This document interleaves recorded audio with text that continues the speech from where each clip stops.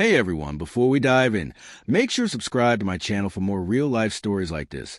And don't forget to share your thoughts in the comments. I read every single one. Now, let me tell you what happened when my wife's business trip turned into a nightmare I never saw coming. It started with a text, just a few words, but they hit harder than any punch could. Don't bother looking for me tonight. At first, I thought it was a joke. My wife, Amanda, was on one of her supposed work trips. She'd left that morning, briefcase in hand, her smile too casual, too practiced. I laughed it off at first. Maybe she was tired. Maybe she just needed space. But that text lingered in my mind, like a shadow I couldn't shake. Over the next few days, things felt off. Phone calls I expected went unanswered. Her replies were delayed, clipped, almost offensive. A message would pop up and vanish before I could read it. I found myself obsessively checking her social media, only to see pictures from the trip she claimed were all work meetings. But something in those pictures didn't match up. The hotel lobby she tagged, not the one she mentioned. Drinks in her hand, laughter in the background. She was smiling, yes, but not for me. I started questioning myself. Was I imagining things? Was I being paranoid? Maybe I was overreacting. I told myself that love required trust. But the unease grew, small cracks turning into yawning gaps. One night, I got home late from work, exhausted, hoping to hear Amanda's voice on the other side of the door. Instead, silence. Not the comforting quiet of an empty home, but a quiet that screamed something was wrong. Then I noticed her phone, left carelessly on the kitchen counter. My heart sank as a notification lit up the screen. An unfamiliar number, a message simply reading, "Can't wait to see you again."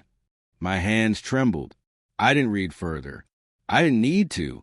The feeling in my chest, that sinking, icy betrayal, told me everything. For days, I watched her from a distance, my own home turning into a place of surveillance rather than sanctuary. Amanda's excuses piled up, late meetings, unexpected clients, internet problems. But each one fell heavier, like lies layered over lies. I caught the scent of someone else on her clothes, the faint trace of perfume that wasn't mine.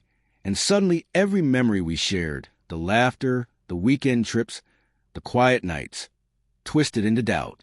Then came the accidental discovery. She left her laptop open, logged in. I shouldn't have looked. I knew I shouldn't.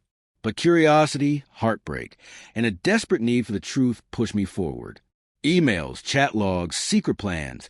Everything pointed to one undeniable truth. She wasn't on a business trip. She was somewhere else entirely, with someone else. I confronted her that night. My voice shook, my knees nearly gave way. "Amanda, what is this?" I held the laptop like it was evidence in a court of law. The screen reflected my own heartbreak back at me. Her face went pale, and in that silence, I saw her guilt, her hesitation, the weight of her choices pressing down on her. I didn't mean for it to go this far," she whispered. I felt alone. I didn't know how to tell you." Her words stung. They cut deeper than anger ever could. Alone? After 15 years together? After everything we built? But amid the anger, there was sorrow, mine and hers. Human flaws laid bare in a moment neither of us could undo. I left that night, walking to the streets I had once loved, seeing our life everywhere I turned, and realizing that love alone doesn't fix betrayal. It doesn't erase lies or rewind the moments of heartbreak. The following weeks were the hardest. Each memory replayed itself with new, bitter context. The quiet dinners felt hollow. The inside jokes felt like secrets she shared with someone else. And yet, part of me still wanted her back. Part of me wanted to forgive, to believe in the love we once had. But trust, once shattered, doesn't mend overnight. In the end, we made the hardest decision two people can make. Separation. Not with anger, not with yelling, but with a quiet, painful understanding that some things, once broken, can be repaired.